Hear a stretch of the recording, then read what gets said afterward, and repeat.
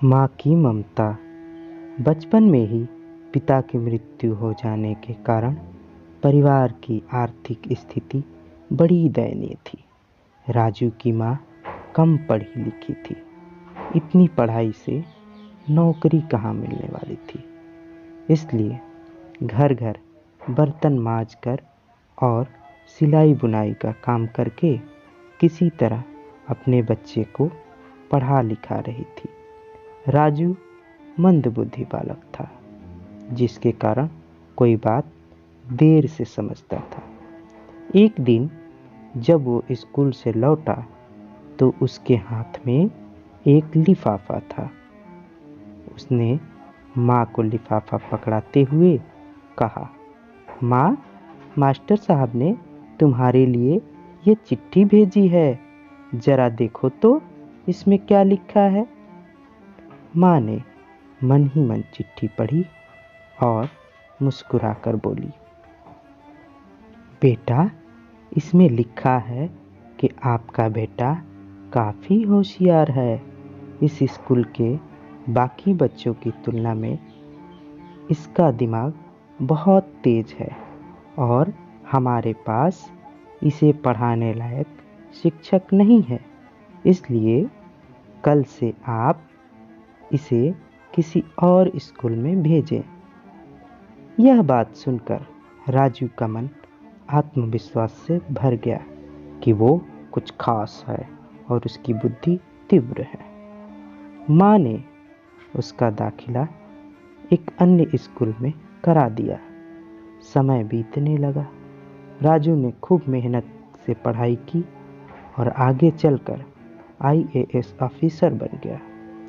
राजू की माँ अब बूढ़ी हो चुकी थी और एक दिन अचानक उनकी मृत्यु हो गई। राजू को बहुत दुख हुआ। वह बिलख बिलख कर रो पड़ा। उसे समझ नहीं आ रहा था कि अब अपनी माँ बिना वो कैसे जिएगा। रोते ही रोते उसने पुरानी अलमारी खोली और हाथ में माँ की माला, चश्मा और अन्य वस्तुएं लेकर चूमने लगा।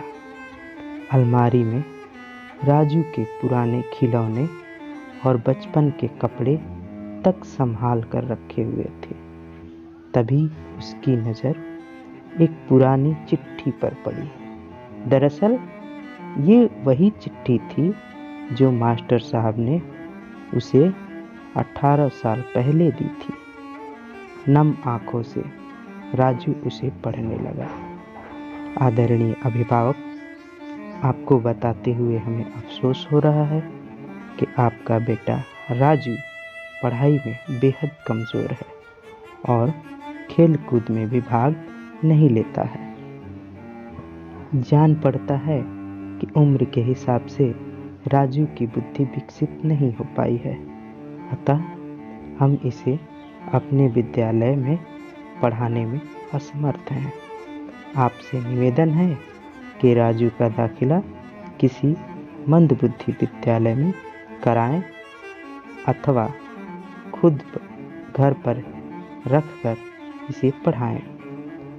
राजू जानता था कि भले अब उसकी माँ इस दुनिया में नहीं रही, पर वो जहाँ भी रहे उनकी ममता, उनका आशीर्वाद सदा उस पर बना रहेगा।